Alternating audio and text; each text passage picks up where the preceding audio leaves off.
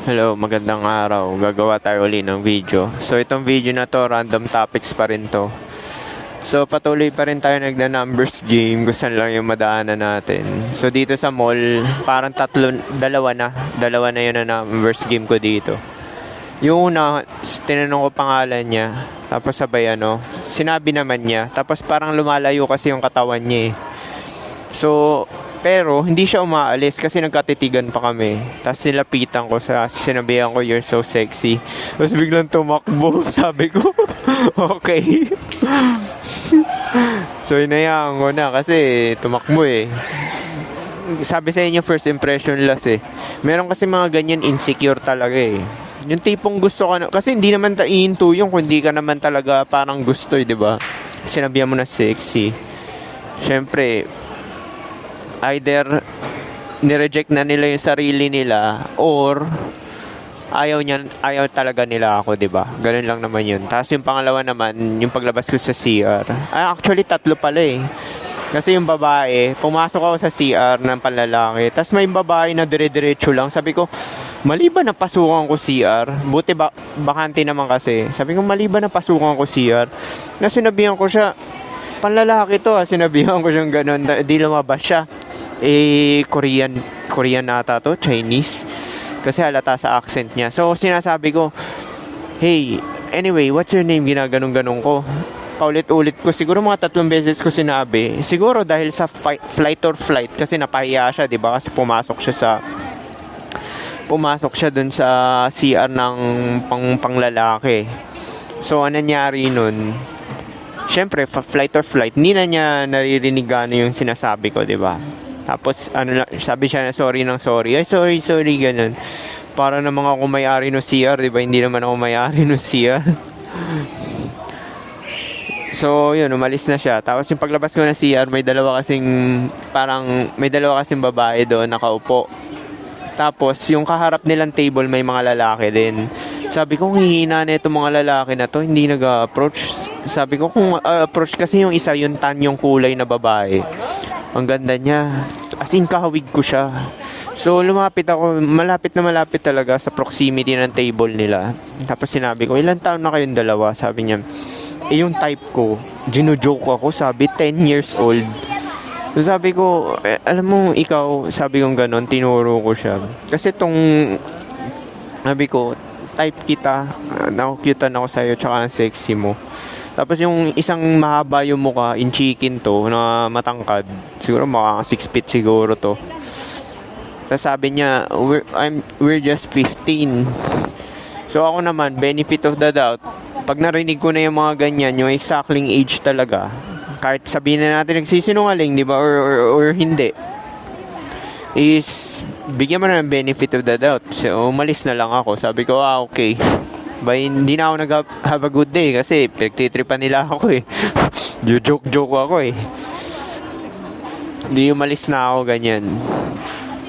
Tapos dito sa mall, mga nakikita ko yung may mga anak, ganyan.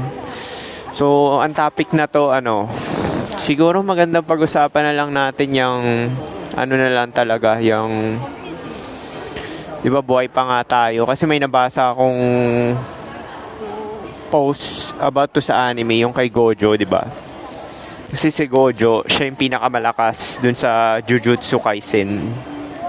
So kahit malakas siya, parang walang sense din kung hindi mamamatay pala yung tao.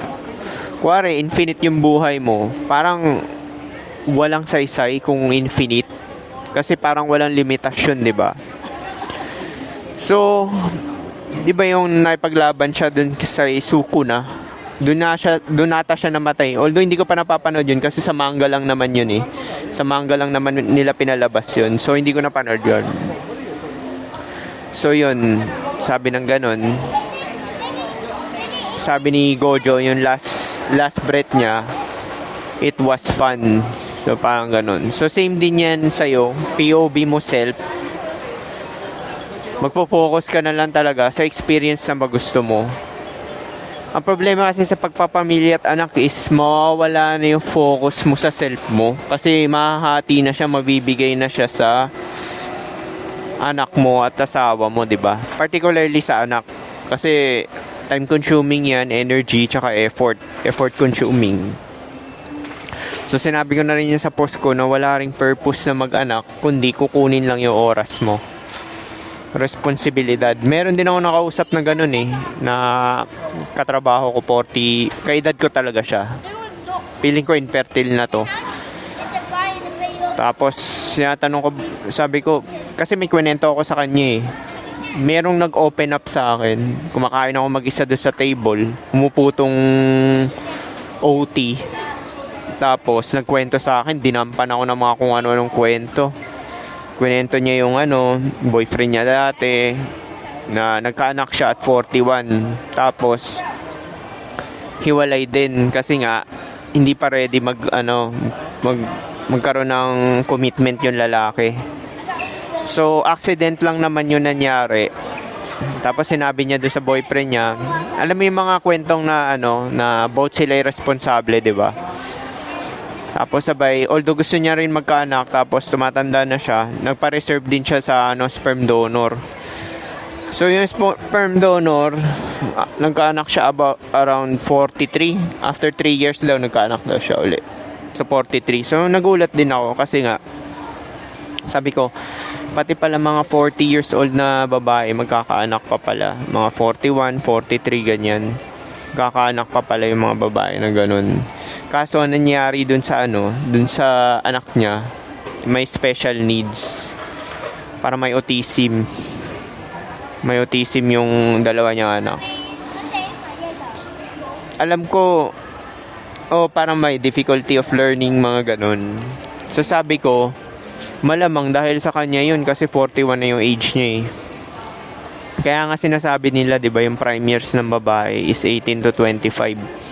Kasi yun yung prime years nila talaga na fertile sila na magkakaanak na healthy yung anak.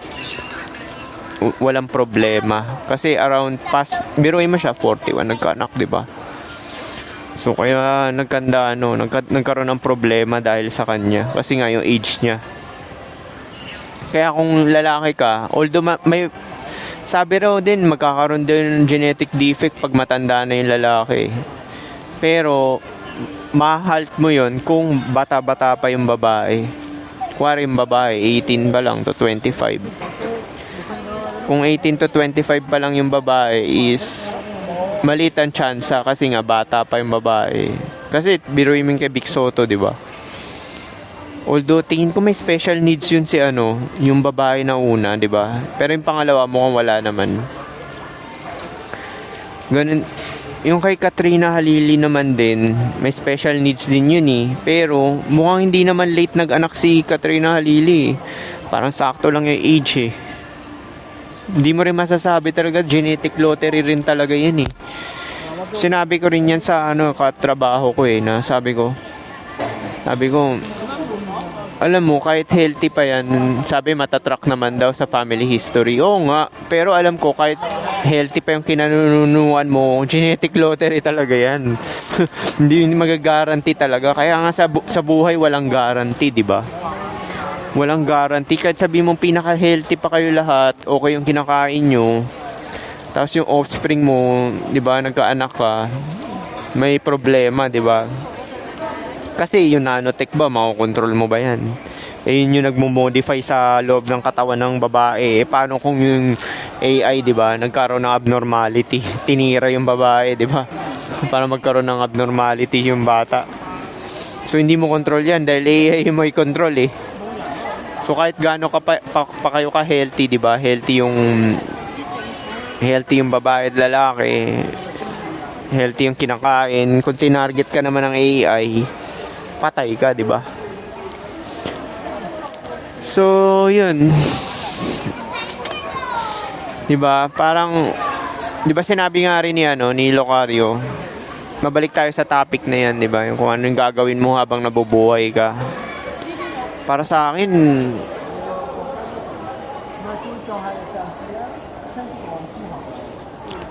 enjoy mo na lang talaga, sagarin mo na lang talaga experience kasi bali wala naman to lahat di ba? Kung lahat nga itong walang meaning lagay mo yung perspective mo sa God, ikaw na lang talaga nagbibigay ng meaning. Kaya nga wala na akong pakialam dito eh. Na-approach ko talaga na malapitan ko sino yung mga gusto ko eh. Na ano eh, nilalapitan ko talaga sila eh. Kasi, kaysa naman mag-regret ka. Diba?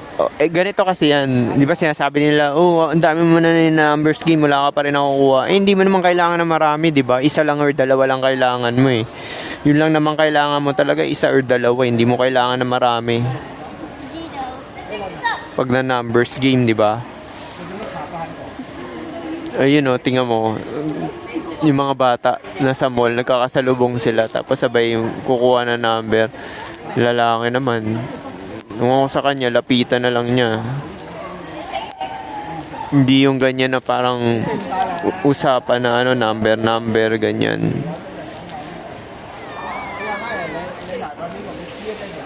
Hindi natuloy, di ba? Hindi natuloy. Hindi nakapag-approach. Natakot yung lalaki. Nabakla. So yun nga, di ba? Kasi wala naman talaga meaning eh. Kung ikaw si God, di ba, nagkatawang tao, ikaw na lang talaga magbibigay ng meaning sa buhay mo. Pwede ka mag-imbam kung gusto mo, di ba? Ikaw nga si God eh, di ba? Now, hindi ko advisable yun kasi nasa survival pa rin tayo eh. Di ba? Sinasabi ko nga na ano, walang tutulong sa'yo, ikaw at ikaw lang din talaga. Wala talagang tutulong sa'yo. Yung ano, yung iba pa, 'di ba, may mga lalaki na tumatarget ng mga mapeperang babae. Nako, isang pagkakamali mo yan sa short term yan pag-iisip mo.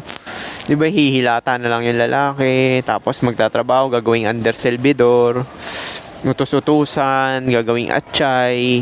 Nangyari na yan sa kapitbahay ko, promise. Doktor yung ano. Kasi itong lalaki, seaman to, nanliligaw to dun sa doktora dati, binasted. E ngayon, matanda na yung babae, yung doktora, tapos ubis na, mataba na. As ginawa, so pinatulan siya, di ba? Kasi hiwalay naman sa asawa tong lalaki na to. Pinatulan siya. So kala niya makakaasa siya doon siya tumitira. Ginawa siya talagang driver, kung ano-ano pa, di ba? Kung ano-ano po ginawa sa kanya. Tapos katagalan, tinanong ko ngayon, kasi na-curious ako eh, kasi yung mama ko nasa Pinas doon, so tinanong ko, sila pa rin ba? Sabi ko, hindi ko na nakikita eh, iba na yung iba na yung nagtutulak doon sa pasyente, ng tatay nung ano.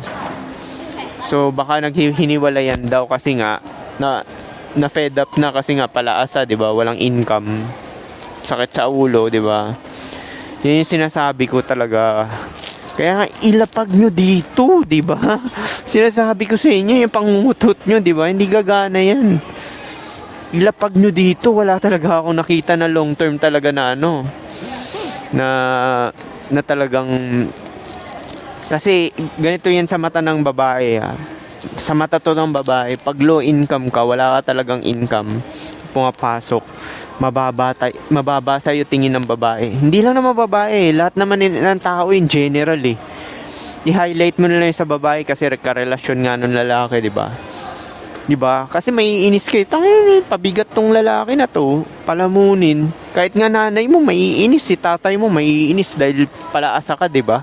Sa totoo, ganun din tingin ng mga ibang tao, hindi lang babae. Kaya yung sinasabi nyo na manggagancho kayo, jackpot, di ako naniniwala dyan.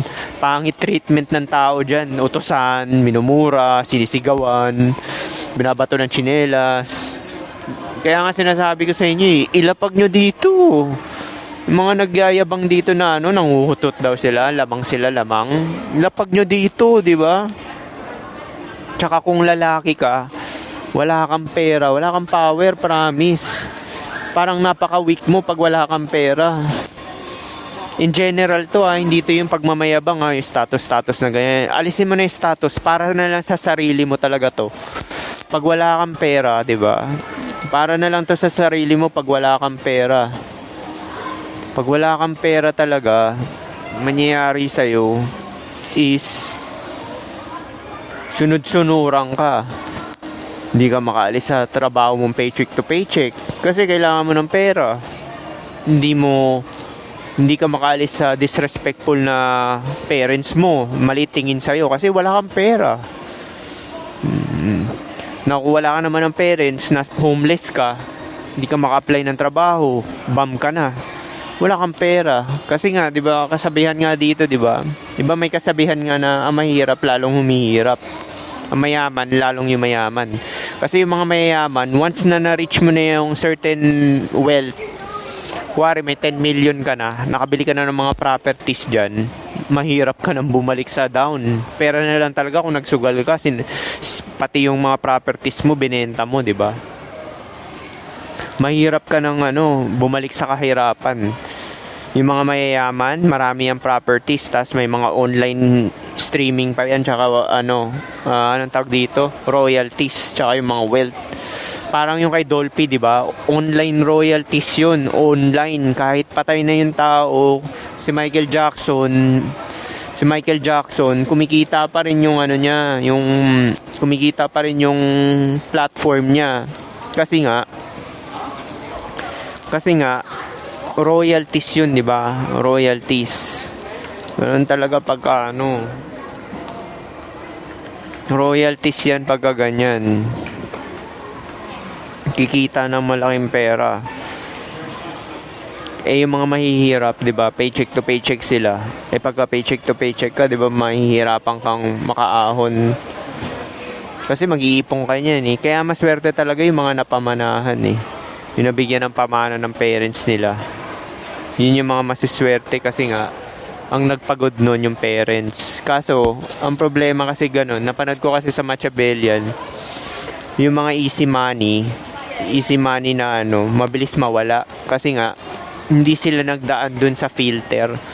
Yung parang filter na nag-fail. Kasi pag nag-fail ka, natututo ka eh. Itong taon na to na nag-gancho ako, nauto ako. Yung mga strategic na pangyayari. Kasi nauto ka dati. Kaya nga sinasabi ni Bugoy, 'di ba? Mas maganda nag-experience ka na marami bago mo ma-reach yung kayamanan kasi hindi mahirap na bumalik na sa down talaga. Usually yung mga mayayaman, 'di ba? Yung mga pinamanahan, hindi kasi sila naghihirap. So yung mga new generation, mabilis mawala yung kayamanan nila kasi nga walang strategy, hindi sila nag-fail, hindi sila natuto. Di ba usually ang wealth pakikipag-deal sa tao yan. Lahat ng mga tao makasarili, may self-interest, di ba? Manggagancho. Kung ikaw alam ka na mayaman, tas nagancho ka, di ba? Hindi wala ka na. Kasi nagancho ka na. Mabilis mawala talaga yung kayamanan mo kasi nga nauto-uto ka kasi hindi ka expose eh. Pansinin mo yung sila yung mga anak ni Manny Pacquiao, sila Jim Muel, tsaka sila Eman, tsaka yung iba pang yung dalawang yun, 'di ba, sa boxing. Ang hihina, 'di ba? Mabilis mapagod, tapos sabay pillow punch, tapos sabay pagka sinuntok hindi nakaka-take ng mga body shot, parang weak yung bodega nila kasi nga mga may pera na sila, mayayaman na sila, 'di ba? Spoon fed, hindi sila dumaan sa hirap ng kagaya ni Manny Pacquiao na 1,500, biruin mo 1,500 sit-ups. May nag-comment daw, hindi daw naniniwala sa 1,500 na sit-ups. Ako naniniwala ako doon kasi iba't ibang variation yun eh. Parang may sideways, tapos meron paangat lang. Tapos meron parang scissors, 'di ba? Yung ganun yung mga ginagawa nila. Kaya naniniwala ako doon na Tapos si Floyd Mayweather, yung mga maraming push-up. Tapos 'di ba si Manny Pacquiao parang pinapatpat pa yung gilid niya, 'di ba, yung bodega niya. Pinapatpat pa pati yung braso niya para pagka sinuntok siya sa katawan, tsaka sa braso, hindi siya tutupi. Kasi yung younger days ni Pacquiao, tumupi siya sa bodega eh, 'di ba, yung nasuntok siya. Yun yung pagkakaiba pagka hindi ka expose. Kaya nga ako sinasadya ako na-expose ako sa RG. Ito yung 15 daw dumaan sa harap ko. Yung matangkad niyang friend. Tapos si Morena. Tangina mo, hindi 15 yung katawan nun, ha?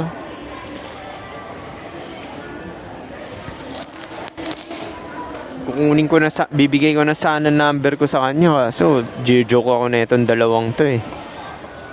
Dumaan sila dito. Hindi nila ako napansin. Actually, kahawig ko kasi yun eh. Yung Morena na yun. Yung tan yung balat. Hindi ko lang kahawig yun. Hindi ko lang na-approach yun eh. So, yun nga. Yan na lang talaga gagawin natin dito. Mag-ubos tayo ng oras. Kaya nga hindi na ako nahihiya. Ini-expose ko sa sarili ko sa pag-approach. Tapos yung mga katrabaho ko, ginagamitan ko ng mga Machiavellian principle. Tapos nag-i-inner rin ako, high value. Yung high value na sinasabi nila na itrato mo na high value yung sarili mo. Kasi isipin mo na ikaw ay king. So lalabas talaga pag nagsasalita ka, parang prince. Para ka talagang prince, di ba? Kagaya ko, pag nagsalita ako, di ba? Swabing-swabe, di ba? Kala mo nagyayabang lang ako or kung ano-anong pahangin. Pero obvious naman sa salita ako, di ba? Silent confident. Yun yung sinasabi nila na ganyan. Kasi, tinatrato ko na sarili ko, pinipili ko yung sarili ko, di ba?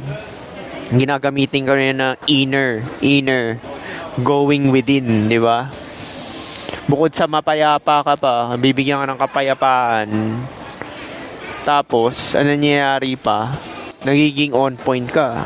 Kasi ako, nagte-training ako, magte-3 years na, di ba? Nagte-training ako, kahit, alam mo, makapangyarihan talaga yung mindset eh. Kasi kahit talaga, pagod na ako, less yung tulog. Tangina, mapupush talaga yung limit. Basta inano mo lang siya talaga. Mo-push yung limit talaga. Ito mall pala. Ano pala to ng mga malalanding babae, no? Ito pala yung yung mga malalanding babae. So, ayun, tumingin sa akin yung babae. Tapos tinaas ko yung cellphone ko. Ayaw. So, yun pala yung mga dito pala yung mga babae na naghahanap-hanap ng mga kaedaran nila. Kaso wala namang mga lalaki gaano nag-a-approach dito. Kaya yun. Kasi parang, alam mo yung unlame ng mga lalaki dito or mga tao dito. Hindi nila binibigay yung intention. Tas kukunin lang number. Kasi, alam ko waste of time yan eh. Ako nga, binigay ko na yung intention ko, di ba? Ginost ako, hindi ako minessage ng babae na binigyan ko ng number, 2. Out of 60, 2 lang, di ba? Tapos sabay ginost pa ako, hindi ako minessage. Di ba? Yun yung sinasabi ko sa inyo, di ba? So, yan na yung pang-apat na approach ko. Habang gumagawa ako ng video, nakatingin yung 2. So, tinask ko yung cellphone ko kasi nga, pero kung lumapit yun dito, kinuha yung number ko, di ba? Di, nakita nyo na, on the spot na, di ba? On the spot na paano gumalaw si RL Jacob, di ba? Okay, wala naman sila makikita kasi pogi ko dito. Perception ko to, wala na akong pakialam sa ibang lalaki. Huwag nyo na rin isipin yung mga ibang lalaki, di ba? Na pogi siya, sa paningin mo, di ba? Kung mag-go within ka, kasi naniniwala rin ako yung babae, oo nga, first impression last, yung looks, kailangan mataypan ka niya, pero, next na niyan, yung vibe mo na, di ba? Yung vibe mo, kung confident ka ba, insecure ka ba, kasi, nararamdaman niya yan. Pag insecure ka, tsaka hindi ka confident, hindi safe yung babae sa'yo. Hindi siya magpapabembang sa'yo, di ba? Hindi siya magpapabembang kasi nga, takot ka eh. Hindi mo alam yung ginagawa mo, di ba? Ganun mangyayari dyan. So, tingin ko mamaya dadaanan naman dito yung babae. Kasi titingnan ko lang sila eh. Tapos sabay tinaas ko lang cellphone ko kasi malaman to eh. Hindi na ano eh. Meron pa akong target sa trabaho eh. Neto, dahil magpe-February na, approach ko to. Sabi, iayayain ko lang na magparke. Tapos kagabi naman, meron din akong... Hindi ko naman siya in-approach. Gusto ko lang kausapin para ano lang, social development. Kasi hindi ko naman type tong white girl na to eh. Sa kabilang word to eh. So ginawa ko, kinausap ko lang siya. Sabi ko, mukhang late ka na nakauwi. Sabi niya, hindi, maaga pa nga to ngayon. Sabi ko, ganun ba? Pansin ko nga, laging late kayo mag-handover dyan eh. Sabi ko, ganun.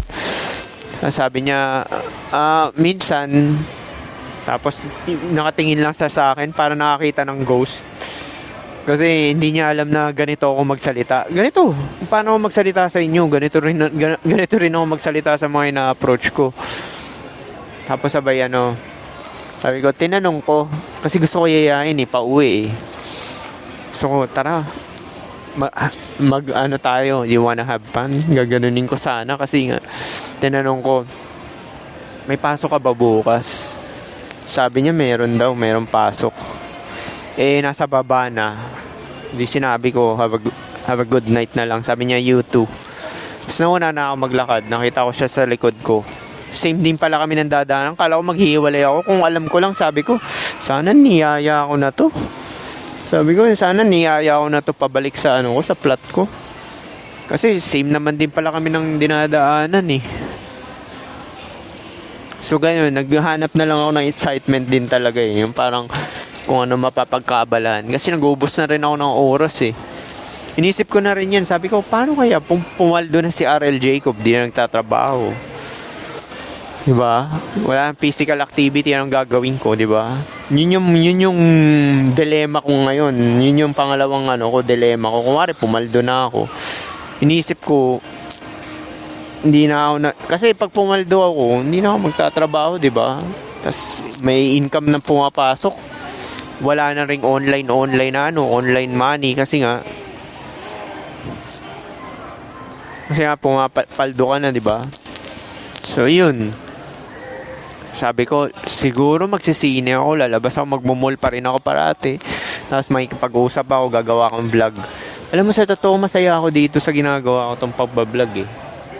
Bibigay ito sa akin ng happiness eh. Kahit na nag-approach ka tas hindi naman nagiging successful, di ba? Nagbibigay pa rin siya ng happiness kasi nga gusto mo yung ginagawa mo eh. Parte yan sa pagiging ikaw. Di ba sinabi ko na yan sa inyo? Kasi di ba dati pa mahilig na talaga ako lumabas-labas kasama ng mga babae.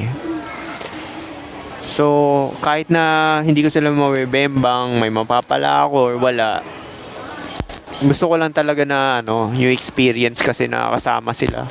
Amoy-amoyin yung buhok nila, Tapos dikit nila yung joga nila sa braso mo, di ba? Tapos niyayakap ka nila, di ba? Hindi ba yun? Hindi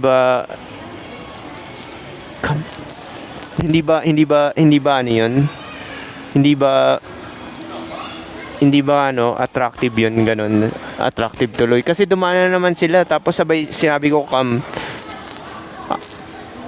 ayaw naman, parang nawiwirduhan sila sa akin. Nawiwirduhan yung dalawa kasi inano ko yung number eh, tapos pinapalapit ko, nilapitan ko na ng cam. So wala, ayaw niya, bahala siya. Bibigyan ko siya ng opportunity. May experience niya si God, di ba? Yung swabing lalaki, di ba? Dumaan uli, di ba? Sabi ko na nga ba dadaan yan?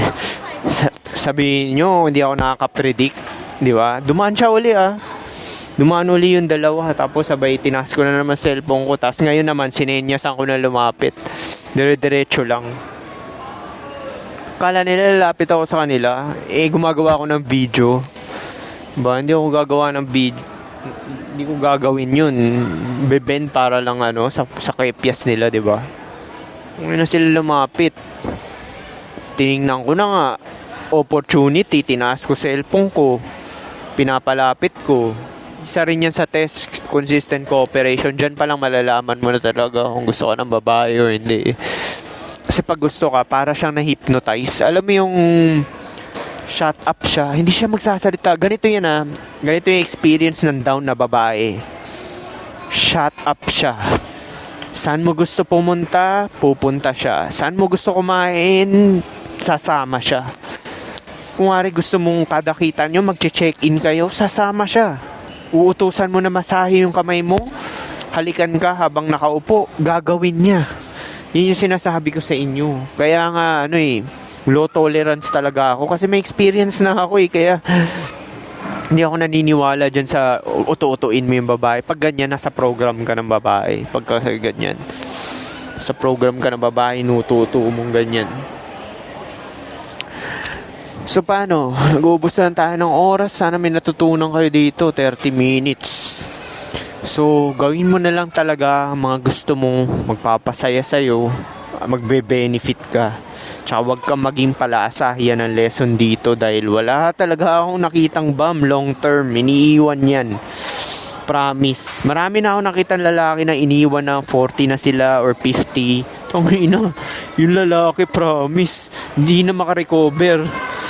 Homeless ang kinalabasan. O kaya nagiging na lang, alam mo yung tupad, mga ganyan. Tupad o kaya yung mga low income na sinisweldohan, di ba? Ganun nangyari sa mga lalaki na or basurero. Ganyan mangyayari sa'yo pagka talaga, di ba? So wag kayo maniwala dyan. Yung mga palaasa ang lalaki ng huhot-hot, gagana lang yan pagka 18. Ngayon nga hindi nagagana dahil ang dami ng mga new generation na early 20s pa lang millionaires na, di ba? Dahil nga sa online money tsaka exposure. So paano yun lang? Peace.